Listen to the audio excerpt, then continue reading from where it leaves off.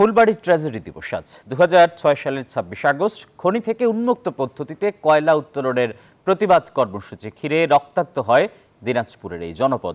প্রাণ হারান 3 যুবক, আহত হন অনেকে। 19 বছর পেরোলেও বাস্তবায়ন হয়নি আন্দোলনের 6 দফা, এখনো মামলা চলছে। দিনাজপুর প্রতিনিধি ফখরুল হাসান পলাশের তথ্য এবং ছবিতে ডেস্ক রিপোর্ট।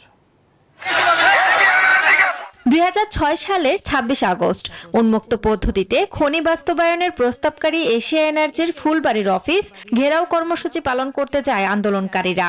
সে সময় তাদের মিছিলে টিয়ার শেল ও গুলি ছোড়ে আইন শৃঙ্খলা বাহিনী।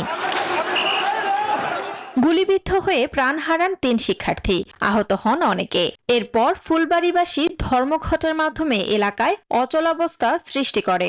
এক পর্যায়ে সরকার 6 দফা দাবি বাস্তবায়নের আশ্বাস দিলে ধর্মঘট প্রত্যাহার করেন আন্দোলনকারীরা। ঘটনার 19 বছর হয়ে গেলেও এখন পর্যন্ত 6 দফা যুক্তিগুলো পুরোপুরি বাস্তবায়ন হয়নি। বড়তো আন্দোলনকারীর বিরুদ্ধে এখনো মামলা রয়েছে। দিনাজপুরবাসীর উপরে ফুলবাড়ি 6 থানা মানুষের উপরে মামলা করা হয়েছে, আঘাত করা হয়েছে, অপমান করা হয়েছে। আমাদের নামে মিথ্যা 2টি মামলা, হয়রানিমূলক মামলা দিয়েছে। সেই মামলা একটি ফৌজদারি মামলা আর একটি 100 কোটি ক্ষতিপূরণের মামলা।